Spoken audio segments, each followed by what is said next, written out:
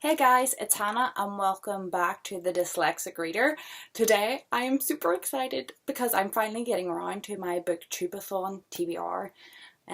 This is the first sort of readathon that I've really fully 100% got behind and really want to give it with gusto. I've freed the week and I am beyond excited to get started. So I'm sharing my TBR with you guys, which I normally don't do TBRs, but since there's challenges, I've sort of got to plan ahead in my reading, which I normally don't do, and I'm looking forward to see how that works. And also because I want to win that puffin bundle of books that apparently you might win if you share your TBR. Who wouldn't want to win a bundle of books? Let's just be for real. But we'll just get started right in with the 7 challenges and what books I'm planning to read. 7 books in 1 week is a lot.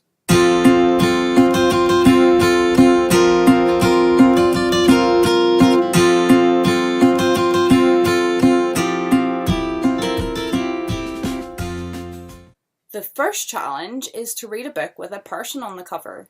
For this book, I decided to pick Bigfoot, Tobin and Me, which is also known as Lemons in the US by Melissa Savage. This is a book about a young girl and she moves to be with her grandfather, I believe, and she makes friends with a boy called Tobin and they go in search of Bigfoot. This book was brought to my attention by Richard over at Richard's Book Nook. He read this book and adored it and actually done quite an emotional review about the whole thing. I picked this book out for my TBR for the Booktubeathon about a fortnight ago, and the little girl in it, Lemonade, has an incredible relationship with her grandfather, and it's mostly about their relationship and her going to live with this man and forming that connection. What I didn't know when I picked this up was that between picking to read this book and today, my grandfather, who I was incredibly close with, passed away. If you watched my last video, I talked a little bit more about it, but I had a very close relationship with my grandfather, and he died peacefully at the ripe old age of 93, and we all got to say our final goodbyes. But I feel like the fact that I had picked this book was a bit of a sign, and I'm hoping that I don't find it too much of an emotional read, in which case I might have to abandon it and pick something else, but I'm hoping actually it'll sort of help me move on and grieve. So after a dreary number 1, let's move on to the second challenge, which is to read a hyped book. I know that what they mean by this is a recent book that people have been looking forward to coming out. I don't really look forward to recent books coming out. I don't really keep on top of what's coming out and when, unless it's the next installment of a series. But I tend not to read series until they're finished so that I can binge read them anyway. So I picked a book that I have been hyped to read, even though it's not a current book. And that is Treasure Island by R.L. Stevenson. This is a book I've been wanting to read for a long time. I'm getting into classics. I read Moby Dick this month, and the whole sea element for the summer I really love. I do a lot of reading. I have a caravan at the coast, which obviously I'll not be doing Booktubeathon there because I won't have internet access. But in the summer I like to read sea, adventure-y, piratey things, and I've really been looking forward to this for quite a while, and I am super excited to get to it. Yeah. Also, being dyslexic, I'm picking short books. Being a slow reader, I do want to try and get 7 books in, so they gotta be short, and this is a book that I'm excited for, and it's short. Number 3. Oops. Finish a book in 1 day. For that, I simply picked the shortest book on my TBR because it's the most likely to get finished in a day. And at the minute, that is Kevin by Katie Reed, who is Kim from Kim Here, who has an incredible booktube channel, which she does other things on as well, which I will link down below. Kevin is about when Earth is being used as a prison for aliens, and Kevin is sent to this prison, which is now Earth, and it's quite a short book. It's like 658 pages. So I should definitely get that finished in one day, and I'm hoping because it's a short read it'll give me time to get everything else read. I know some people are doing a bit of this and a bit of that, but I like to start a book, finish it, and then move on. I find it hard to read multiple books at once, so this I should get through in 24 hours, and I'm super excited to get round to this.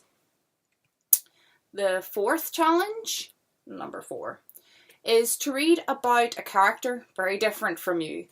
Some of you might say that this character is very like me, but I hope most of you will agree with me and say that I'm not too alike Frankenstein.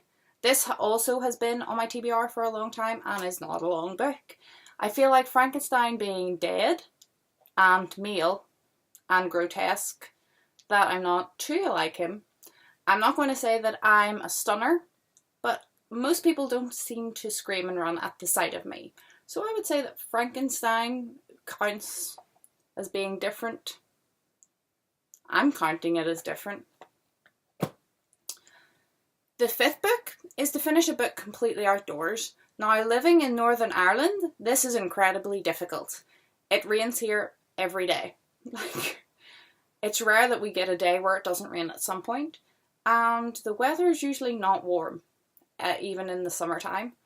So I picked a graphic novel for this to make it as short as possible in the hopes of getting a couple of hours at that each day outside.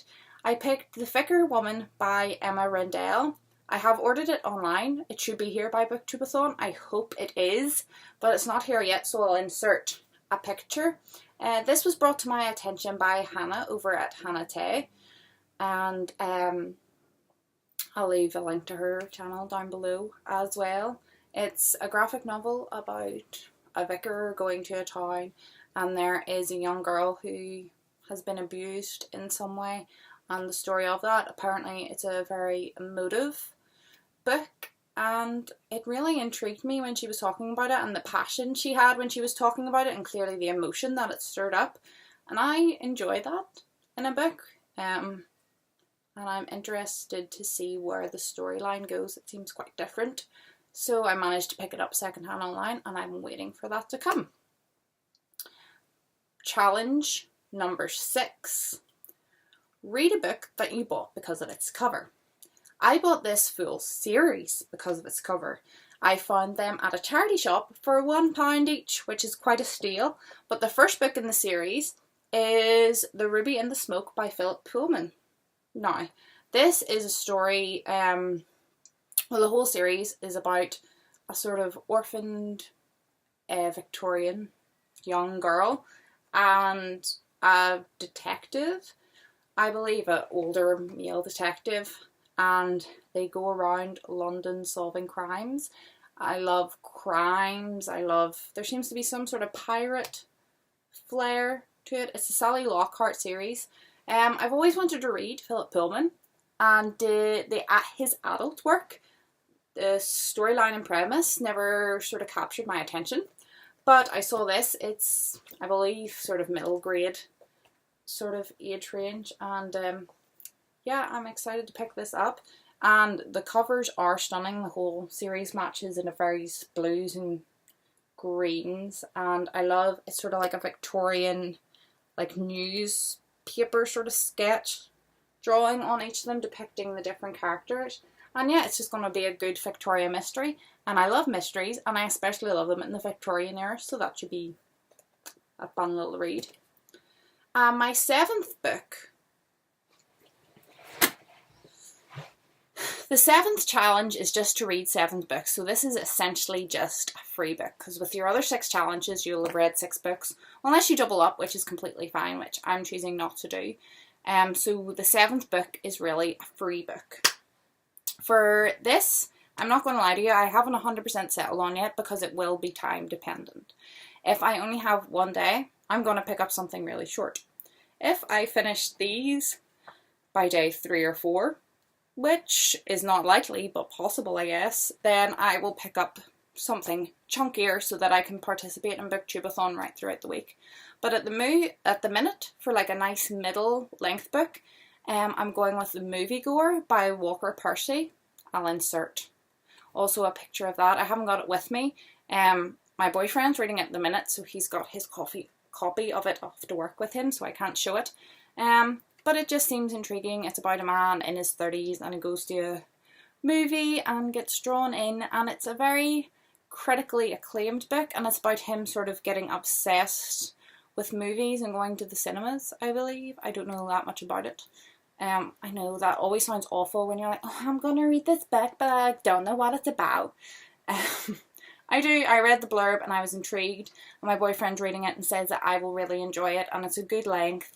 But I don't tend to like knowing too much going into a book anyway. I like reading blind. If I know a little bit about the book, I will try not to read the blurb. For instance, Moby Dick, which I read at the beginning of the month. Obviously, everyone knows the general premise of Moby Dick, but I didn't even read the blurb. I find it much more enjoyable that way. So hopefully The Moviegoer will be my 7th book, but you'll just have to wait until my wrap up to find out. Now, won't ya? So, that's pretty much it. I'm sure through next week, if there's video challenges and the like, I'll have new videos out. Also, there's Instagram challenges, and I'm trying to get more and more active on my Book Dyslexic Reader Instagram, which is linked down below. So if you want to go and check that out, you're more than welcome. I love commenting and following and having a good chat on Instagram. I find that I chat more on Instagram than Twitter, although I do have Twitter, which is also below, which you can check out if you so wish. But that's what I'm going to leave you with for now. This is my TBR minus the 2 books that I don't have currently at the minute. That may completely change. I am such a mood reader. I never do TBRs for that reason. So it could come to read a book in one day and I feel like a bigger book than this. Or I might read this book outside and not have to read The Vicar's Woman. But we'll see. I've rambled on for far too long, so I'll let you all go and get on with what you're getting on with. I hope you're all happy. I hope you're all healthy, and I'll see you in my next video. Goodbye.